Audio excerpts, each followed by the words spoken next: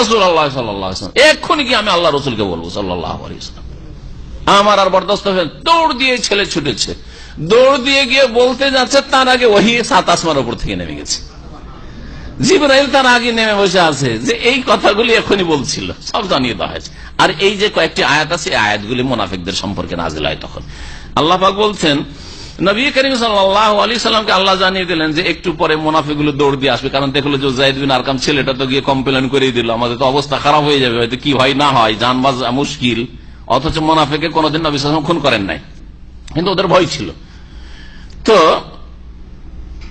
এসে বলছে, ইয়া রাসূলুল্লাহ, আসলে আমাদের আসলে ঠাট্টা মজাকার উদ্দেশ্য ছিল না, আপনাদের মানহানি করা উদ্দেশ্য ছিল না, আর সাহাবায়ে কেরাম সম্পর্কে কোন এরকম খারাপ আমাদের মন্তব্য উদ্দেশ্য ছিল না। ইন্নামা কুন্না নাখুযু ওয়া নালআব, আসলে আমরা রাস্তা খুব লম্বা, 700-800 কিলোমিটার রাস্তা, এত লম্বা রাস্তা, রাস্তা অতিক্রম করার জন্য, টাইম পাসের জন্য একটু আমোদ ফুর্তি করা লাগে, তাই না? এই জন্য একটু আমরা খেল তামাশা করছিলাম, আর রসিকতার ছলে একটু বলেছি, হ্যাঁ, একটু আলাপ আলোচনা করছিলাম। হ্যাঁ, নাখুযু মানে আলাপ আলোচনা করছিলাম, আর নালআব আমার একটু খেল তামাশা মানে রসিকতা করছিলাম, আমাদের মনে কিছু নাই। বুঝতে পারছেন না? মুনাফিকদের কথা তো খুব খুব চাকচিক্যময়। জি, তাদের রূপ চেহারাও তোমাদেরকে ভালো লাগবে, সূরা মুনাফিকুন, তাদের ভাষাও খুব মিষ্টি। তাই আল্লাহ বলছেন, আয়াত নাযিল হয়ে যাচ্ছে। সাহাবী যায়েদ বিন আরকাম যুবক আসার আগে আয়াত নাযিল হচ্ছে, এই আয়াতগুলো। ওয়ালা ইন সাআলতাহুম, হে নবী, তাদেরকে যদি জিজ্ঞেস করে যে কেন এইসব কথা বললে, লা ইয়াকুলুন্না, অবশ্যই মুনাফিকগুলি বলবে, ইন্নামা কুন্না নাখুযু ওয়া নালআব, আমরা আসলে একটু আলাপ আলোচনা করছিলাম আপোষে, ওয়া নালআব, আবার একটু খেল তামাশা রসিকতা করছিলাম, মজাক একটু সামান্য কিছু করছিলাম, আমাদের আসলে উদ্দেশ্য ছিল ওয়াকানা হাদিসার রাকব, আসলে একসাথে আমরা যাচ্ছি এত দূরের রাস্তায়, একটু আলাপ আলোচনা করে টাইম পাস করছিলাম। কুল, হে নবী, ওরা যখন এইরকম কথা বলবে যে আমরা আসলে ঠাট্টা মজাক করিনি, আমরা একটু খেলাধুলা করছিলাম আর একটু আলাপ আলোচনাই করছিলাম, উদ্দেশ্য আমাদের অসৎ ছিল না, তখন তাদেরকে বলবে তুমি, বিল্লাহি ওয়া আয়াতিহি ওয়া রাসূলিহি কুনতুম তাস্তাহজিউন, কি তোমরা আল্লাহ সম্পর্কে এবং তার আয়াত সম্পর্কে এবং তার রাসূল সম্পর্কে ঠাট্টা বিদ্রুপ করবে, মজাক করবে, উপহাস করবে? আল্লাহ পাক শিখিয়ে দিলেন নবী সাল্লাল্লাহু আলাইহি ওয়াসাল্লামকে যে এইভাবে তাদেরকে বলো তুমি, লা তাতাযিরু, তোমাদের কোনো ওযর শোনা হবে না, এইসব ওযর অজুহাত পেশ করি, লা তাতাযিরু কাদ কাফারতুম বাদা ঈমানিকুম, তোমাদের ইসলাম কবুল করার পরে, ঈমান কবুল করার পরে তোমরা কাফের হয়ে গেছো। ভালো করে শোন, কি হয়েছে?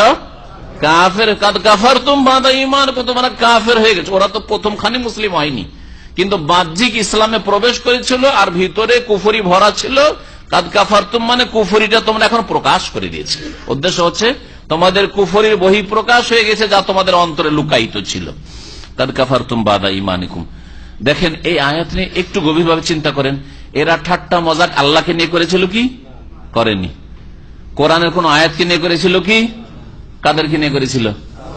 সাহাবায়ে কেরামদেরকে নিয়ে।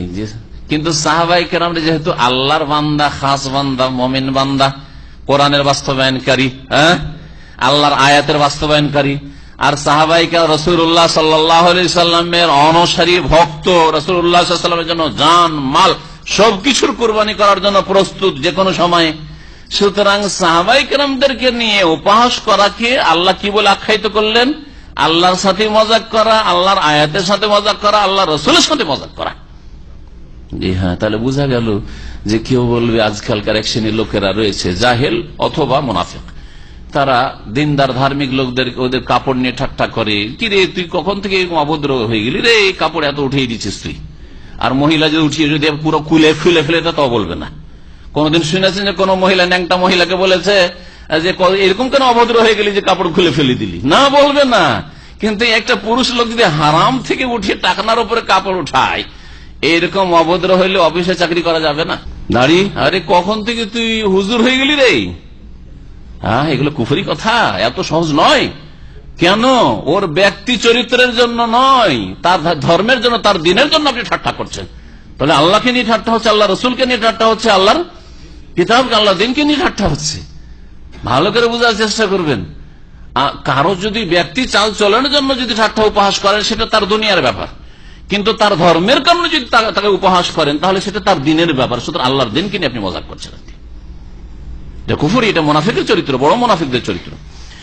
তো তো আল্লাহ বলছেন লা তাহতাজিরু, তোমরা এইসব ওজর পেশ করিও না, চলবে না, মিথ্যা কথা। কাদ কাফারতুম বাদা ঈমানিকুম, তোমাদের ঈমান ইসলাম প্রকাশ করার পরে কুফরি এখন তোমরা প্রকাশ করে ফেলেছো। ইন্না আফা আন তাইফাতিন মিনকুম, তোমাদের এক দলকে যদি এখন ক্ষমা করে দিই, ক্ষমা করে দিই মানে আল্লাহ কি মুনাফিককে ক্ষমা করবেন? এখানে ঈমানে তৌফিক দিই।